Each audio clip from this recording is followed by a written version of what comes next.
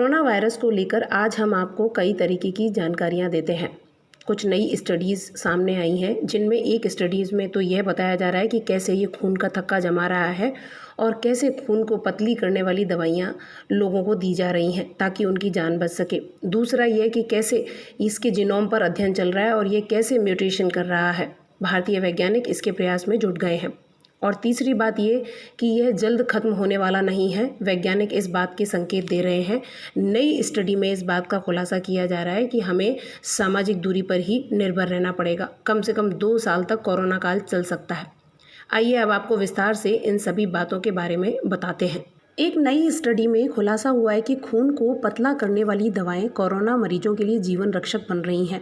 Journal of American college of cardiology में report प्रकाशित हुई है। इस रिपोर्ट के अनुसार कोरोना के गंभीर मरीजों के शरीर में खून के थक्के बन रहे हैं।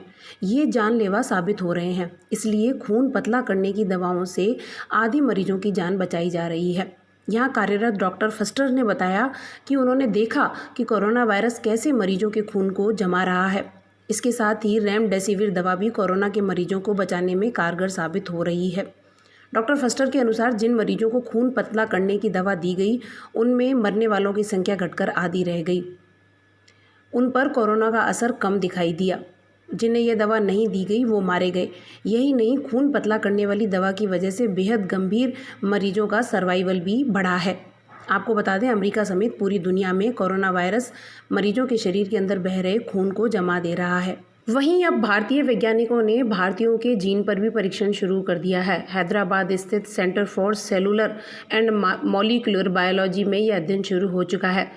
सीसीएमबी के निदेशक डॉक्टर मिश्रा का कहना है कि इस वक्त ये जानना जरूरी है, क्या भारतीयों में आनुवंशिक अंतर है।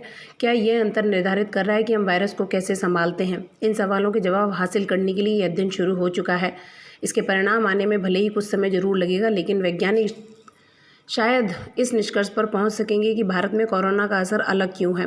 इसके लिए हल्के या बिना लक्षण वाले मरीजों के देश भर से सैंपल एकत्रित किए जा रहे हैं। उनके जीनोम पर अध्ययन किया जा रहा है। दरअसल हाल ही में नेशनल इंस्टीट्यूट ऑफ वायरोलॉजी के वैज्ञानिकों ने 3 अध्ययन के बाद यह पता किया था कि भारत में 17 से ज़्यादा देशों का वायरस है, जिसका असर भी अलग अलग दिखाई दे रहा है। डॉक्टर मिश्रा ने कहा कि अब तक के अध्ययनों में यह भी पता चल चुका है कि भारत में कोरोना वायरस के कई म्यूटेशन मिले हैं। इसलिए देश के अलग अलग राज्यों में मौजूद शोध संस्थानों में कोरोना वायरस के 12,000 अनुक्रम तैयार किए जा चुके हैं। गौरतलब है कि दुनिया के सबसे ज़्यादा प्रभावित देशों में भारत अब 12वें स्थान पर पहुंच चुका है। स्वास्थ्य मंत्रालय ने मंगलवार तक 70,756 संक्रमित मरीजों की पुष्टि की। बताते चलें कि वहीं ताज़ा अध्ययनों के संकेत मिले कि कोरोना महामारी के लंबे समय तक बने रहने के आसार हैं।